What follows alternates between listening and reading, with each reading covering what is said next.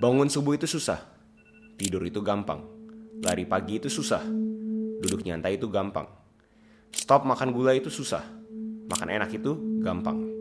Bikin konten itu susah, nyinyirin konten gampang. Menulis itu susah, ngomong doang itu gampang. Olahraga itu susah, punya fisik lemah itu gampang. Puasa 16 jam itu susah, makan asal-asalan itu gampang.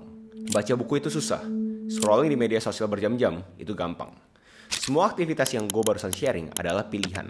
Dan kita sebagai manusia bisa memilih semua kegiatan ini. Dimana kita sebagai manusia tahu kalau misalnya kita ngelakuin kegiatan-kegiatan susah tersebut bakal ngebantu diri kita di masa depan. Tapi entah kenapa diri kita berasa ngapain.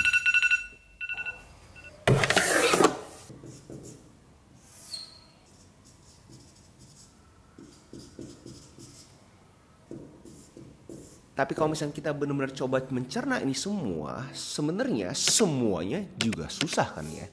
Iya gak sih? Coba deh kalian pikir, hidup ini serba susah kan? Sampai ada quote, life is suffering. Hidup itu menderita. Gue yakin yang nonton video ini dan konsumsi sampai habis adalah tipe orang-orang yang berasa kok hidup gini banget. PR banget. Kapan sih jadi gampang? Dan apalagi yang susah-susah ini adalah sesuatu yang harus kita kerjakan. Harus bangun pagi, harus ke sekolah, harus kerja, harus bayar pajak, harus ikutin aturan. So sebenarnya bisa kan kita ngelakuin hal-hal susah seperti ini. Tapi entah kenapa kalau misalnya kagak harus, otak manusia tuh ada sesuatu yang kayak bergerak gitu. Dan itu kenapa kita harus benar-benar coba lihat apa sih isi otak manusia.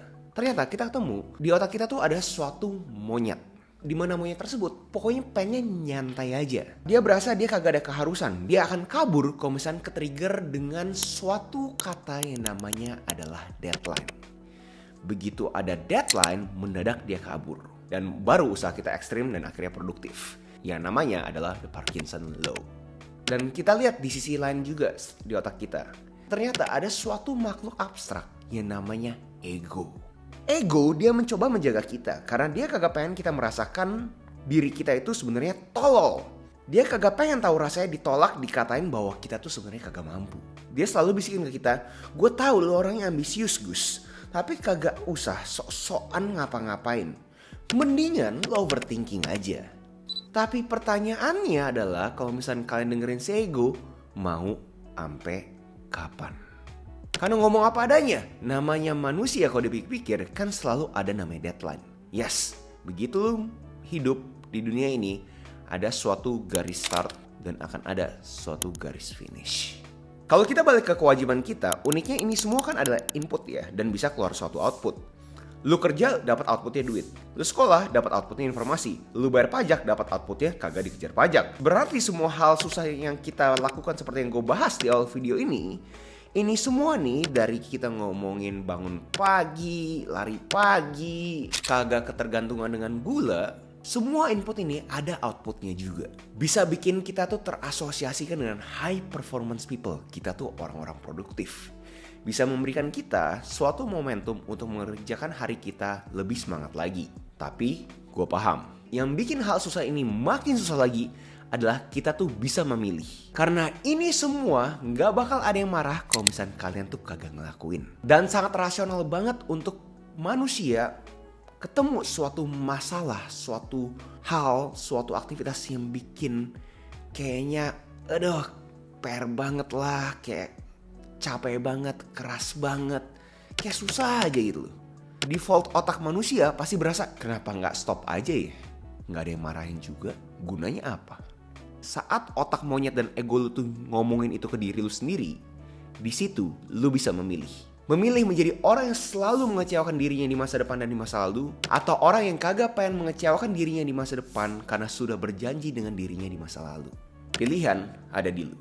Buat lu pada yang masih bingung banget mau mulai dari mana, apakah ada tips and tricks untuk bisa ngelawan si ego dan monyet ini, gue ada 3 rekomendasi. Pertama adalah 2 minutes rules. Kalau misalkan kalian tuh berasa 30 menit, 1 jam terlalu ekstrim, coba mulai dengan 2 menit aja. Itu tuh nge-track otaknya kalian, karena otak kalian kan visualisasi ya seberapa susahnya kan ya. Kayak kalian kalau misalnya baca buku, kayak baca buku 200 halaman kayak ekstrim gitu. Tapi kalau misalnya baca buku 1 paragraf, kayaknya sangat mudah kan. Lanjut adalah kalian harus bikin kalian punya ekosistem tuh sangat mempermudah ini semua. Contoh kalau misalkan kalian pengen olahraga, bangun pagi langsung ada kalian punya sepatu olahraga untuk kalian itu bisa langsung mulai olahraga tersebut. Atau bahkan saat kalian tidur pun sudah pakai baju olahraga. Terakhir adalah identitas. Kalian itu harus mengakuisisi kalian itu adalah seseorang yang melakukan apa. Jadi contoh kalau misalkan kalian itu beneran pengen jadi content creator, kalian pengen bikin konten setiap harinya, kalian harus mikir adalah kalian itu ada tipe orang yang selalu bikin konten terus. Akuisisi identitas tersebut. Jangan mengakuisisi identitas yang pikirnya adalah gue content creator sukses yang setiap kali gue post harus jutaan views. Itu kan kagak bisa kontrol. Fokus ke identitas yang kalian bisa kontrol. Kalian adalah seseorang content creator yang selalu bikin konten. Jadi terapkan ini semua ke aktivitas yang kalian pengen akuisisi. Contoh, kalian itu bukan pelari handal, tapi kalian adalah tipe orang yang selalu lari pagi selama 30 menit. Kalian itu bukan si paling expert di nutrisionis, tapi kalian adalah tipe orang yang selalu menjaga makanan dia sehari-hari. Kayak buat video hari ini, jujur gue bener-bener malasnya ampun-ampun. Kita ngomongin video ini dibuat saat orang-orang tuh pada liburan. Seperti kalian lihat, habis gerimis. Tapi kenapa gue harus bangun pagi, nyiksa diri gue di air es yang sampai 3 derajat Celcius, terus ngobrolin ini semua ke kalian. Dimana sebenarnya nggak ada yang marahin gue kan. Kagak ada rasionalnya gue ngelakuin ini semua.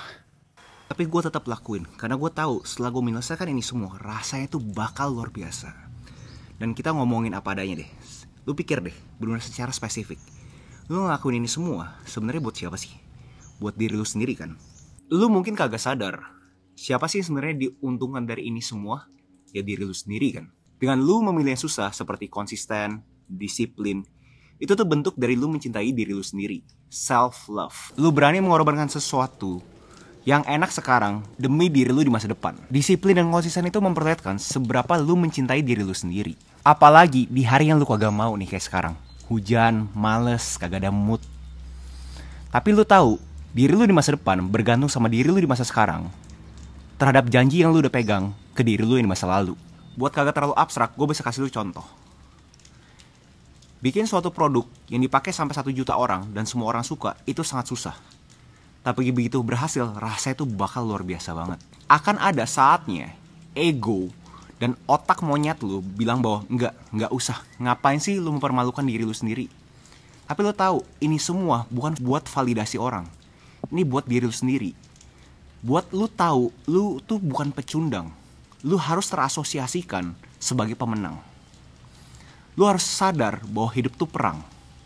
Tapi lu bisa memilih perang seperti apa yang lu mau. Gue gak bisa kasih tahu seberapa enaknya setelah gue menyelesaikan ini semua. Tahan di ice bath ini yang Celsiusnya cuma 3 derajat. Ngomong ini semua ke lu, gue gak bisa kasih tahu lu rasanya seperti apa. Tapi gue janjikan begitu lu berani melakukan hal susah seperti ini, rasanya itu, begitu dapat hasilnya, itu luar biasa guys. Seriusan, percaya sama gue. Gue harap ini semua bisa ngebantu kalian. Gue kagak tahu gimana caranya bisa mendeskripsikan rasanya kalian tuh benar-benar sudah melakukan ini semua. Tapi buat opini gue pribadi sendiri, ini adalah suatu kenikmatan dalam hidup. Yang bahasa kerennya, delayed gratification. Kalian menunda kesenangan. Dan gue argue itu rasanya gila banget guys. Kayak contoh di kasusnya gue. Bikin produk yang orang cintain tuh benar-benar susah banget. Tapi begitu sudah ada cukup hasil yang memberitahukan bahwa ini adalah produk memberikan suatu dampak positif ke negara Indonesia, rasanya itu enak banget. So buat penutup, menurut gue jangan choose your heart, jangan pilih susahnya lu. Tapi lakuin yang susah. Do hard things. Buat kalian yang masih bingung gimana cara komit segala macam, gue ada gerakan namanya Habit 30. Dimana kalian itu mencoba mengakuisisi suatu kebiasaan positif selama 30 hari berturut-turut. Kalian bisa cek aja, gue punya video terhadap Habit 30. Buat kalian pengen tahu semuanya detailnya, kalian bisa cek juga link di deskripsi. Gue ada newsletter segala macam terhadap Habit 30. Bahkan juga ada tracker juga, kalian bisa cek itu semua link di deskripsi. So itu aja video hari ini. Next video siapa yang menurut kalian menarik untuk gue bawakan. Jangan lupa like, comment, subscribe, nyalain notifnya, share ke teman kalian. And I'll see you in next video. Salam kreatif.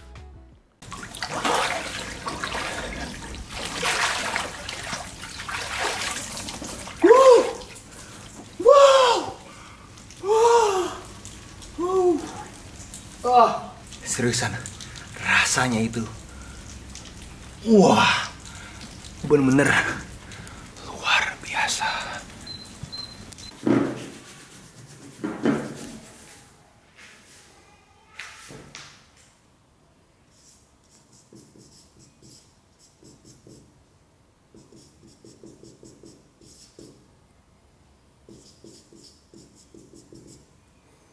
Get out there and do your MBA.